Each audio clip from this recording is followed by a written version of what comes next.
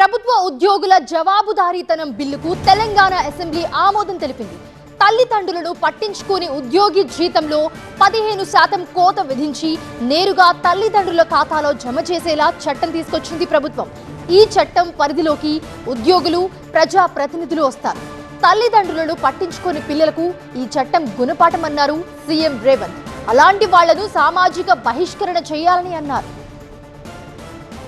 ప్రజాప్రతినిధులుగా గొప్ప గొప్ప ఉపన్యాసాలు ఇచ్చేటోళ్ళు కూడా కన్న తల్లిదండ్రుల పట్ల బాధ్యత నిర్వహించని వాళ్ళను కూడా నా కళ్ళతో చూసిన అధ్యక్ష.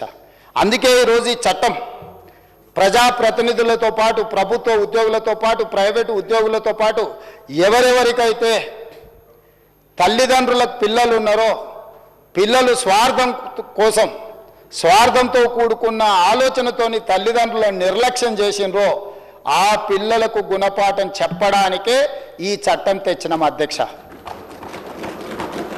ఒక కలెక్టర్ దగ్గర, ఒక ప్రభుత్వ అధికారి దగ్గర నా కొడుకు నన్ను సరిగ్గా చూసుకుంటలేడు అని ఒక అప్లికేషన్ పెట్టిందంటే ఆ వ్యక్తులను సమాజం అంతా బహిష్కరించాల్సిన అవసరం ఉంది అధ్యక్ష.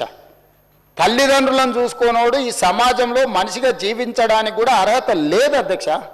అట్లాంటి వాళ్ళని మనం అందరం సామాజిక బహిష్కరణ చేయడమే కాకుండా చట్ట పరిధిలోకి పట్టుకొచ్చి ఒక చట్టాన్ని, ఒక శాసనాన్ని చేసి ఈరోజు వాళ్ళను, ఆ తల్లిదండ్రులను కాపాడే బాధ్యత ఈ సభ మీద ఉన్నదని నేను భావిస్తున్నా అధ్యక్ష.